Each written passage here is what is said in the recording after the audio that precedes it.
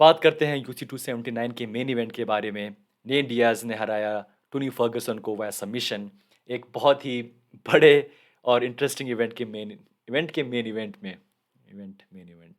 I mean like I said fight के just तुरंत बाद की लक एक बहुत बड़ा फैक्टर है हर चीज़ में और ख़ासकर यूएफसी में जो हुआ पिछले 3 दिन के अंदर लगा एक तरीके से शायद जो तारे हैं, सितारे हैं, वो सब नेट के फ़ेवर में चल रहे हैं। उनके लिए बहुत टफ फाइट होती है हमज़त चिमाएव और अब जैसा परफ़ॉर्म किया हमज़त ने अगेंस्ट केविन हॉलैंड, लोग कह रहे हैं कि येस बहुत टफ फाइट होती। इस फाइट इस तरीके से कुछ जाती अगर ये होती फाइट अगेंस्ट हमज़त चिमाएव। पर ऐसा नहीं हुआ। उन्हें मौका मिला फाइट करने का अगेंस्ट टोनी फर्गुसन, जो कि ऑलरेडी शायद एक 4 फाइट 5 फाइट की लूजिंग स्ट्रीक पे हैं, नॉट इन हिज प्राइम और may be not that confident frankly. और उनको हरा के एक तरीके से स्टाइल से निकले यूएफसी से। फाइट के बारे में बात करें तो आई मीन मेरे मिक्स्ड इमोशन है इस फाइट के बारे में। क्या ये बेस्ट परफॉर्मेंस है नेट डियाज का या टोनी का? Obviously not. बट इस टाइम पे मे बी इतना शॉर्ट नोटिस में यू नो क्या उनकी प्रिपरेशन थी, यानी कि नेट डियाज ने कहा कि वो सिर्फ प्रिपेयर कर रहे थे only for wrestling, only for ground game against Hamzat के लिए, तो उन्होंने बॉक्सिंग की बिल्कुल प्रिपरेशन की ही नहीं। टोनी ने कहा कि सिमिलर स्टफ। तो आई मीन नॉट सरप्राइज कि ये फाइट इस तरीके से गई। बट थोड़ा सा एक मेरा कंसर्न ये है कि टोनी फर्गुसन का जो परफॉर्मेंस था, नॉट डेफिनेटली, मे बी शायद वर्स देन नेट डियाज ने कुछ खास नहीं किया। एक तरीके से जो गलती की टोनी ने, और वो कह रही थी शायद ये मेरी गलती थी जब मैं फाइट को मैंने गया लेकिन नीचे, तो वो एक मेरी बहुत बड़ी मिस्टेक थी। बट स्टिल ओवरऑल अगर देखूँ मैं, स्लो दिखाई दिए Tony Ferguson. I am not sure कि ये जो वेट है क्लास है इसलिए ऐसा है, बिकॉज वो आप ऊपर आए हैं एक डिवीजन, या फिर just as and injuries and just a long career. But फिर भी नेट डियाज, मुझे लगा कई बार कि ऐसा वो फाइट कभी ना छोड़ दे बीच में। कई बार जो लेग किक्स थे वो काफ़ी बार टोनी ने बहुत बेहतरीन स्टार्ट किया था, लेग किक्स यूज़ की कई बार, और लगा कि शायद कि वो जो स्वेलिंग है नील डियाज़ के लेग पे शायद उनको बहुत ट्रबल कर रही है। और एक बार तो बिल्कुल वो उठ के चले गए साइड में, केज में खड़े हो गए कि ओके मैं फाइट नहीं कर रहा, और कुछ बात कर रहे थे शायद डीना वाइट से। बट फिर वापस आते हैं और आई मीन टोनी के पास कई बार मौका था कि वो पुश करें पेस को, आगे बढ़ें और प्रेशर डालें, बट उन्होंने ऐसा नहीं किया।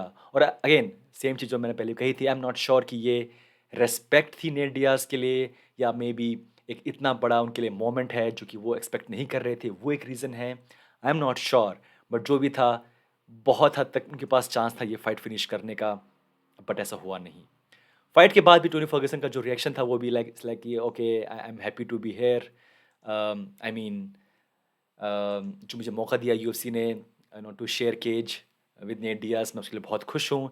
और आप कंपेयर कीजिए ये टोनी फर्गुसन जिसकी फाइट हुई थी अगेंस्ट डोनाल्ड सरोनी, जहाँ पे राउंड के बाद भी वो इतने गुस्से में थे कि वो पंच मार रहे थे। वो था अग्रेशन, वो था टोनी का बिल्कुल ये है आई हैव टू विन। और कंपेयर टू दिस टोनी, बहुत बड़ा डिफरेंस है। वो बहुत खुश थे फाइट के बाद भी, फाइट से पहले भी।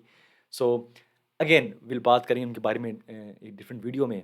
बट नेट डियाज का इस तरीके से जाना अपनी लास्ट फाइट करके, एक तरीके से वो शायद खुद भी इतना बड़ा रिजल्ट एक्सपेक्ट नहीं कर रहे होंगे कि ऐसा होगा। और फ्रैंकली अगर वो फाइट करते अगेंस्ट हमजत, वो हार भी जाती तो भी it does not matter, last fight है यूएफसी के अंदर, मे बी लास्ट फाइट है इन एमएमए, तो कुछ खास फर्क नहीं पड़ता। बट अब जो चीज़ नहीं चाह रही थी यूएफसी, जो चीज़ नहीं चाह रही थी डेना वाइट, वही चीज़ हो गई अब। नेट डियाज निकले एक विन के साथ। और जो लोग कह रहे हैं शायद कि कुछ पैसा भी कमाया है सब लोगों ने, जो कि फाइट चेंज हुई है, टोनी ने भी, नेट ने भी, हमजद को छोड़ के सबने पैसा कमाया है एक्स्ट्रा, जिनकी फाइट चेंज हुई है।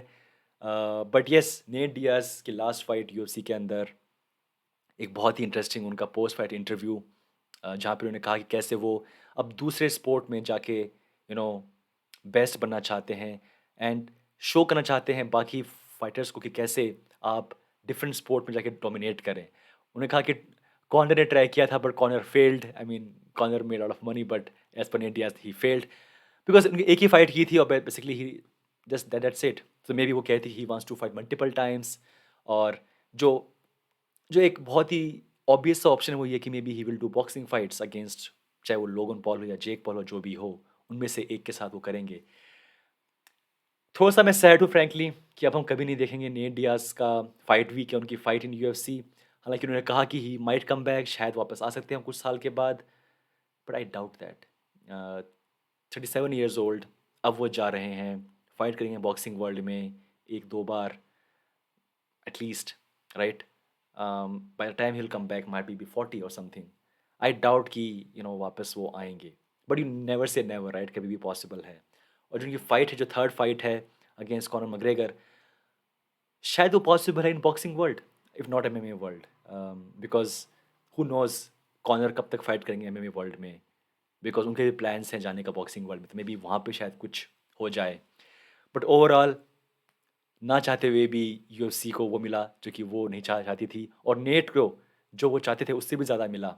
एक विन मिली, और एक इस तरीके से विन मिली जिसकी नोबडी कुड एक्सपेक्टेड कि ऐसे इस तरीके से जीतेंगे नेट डियाज।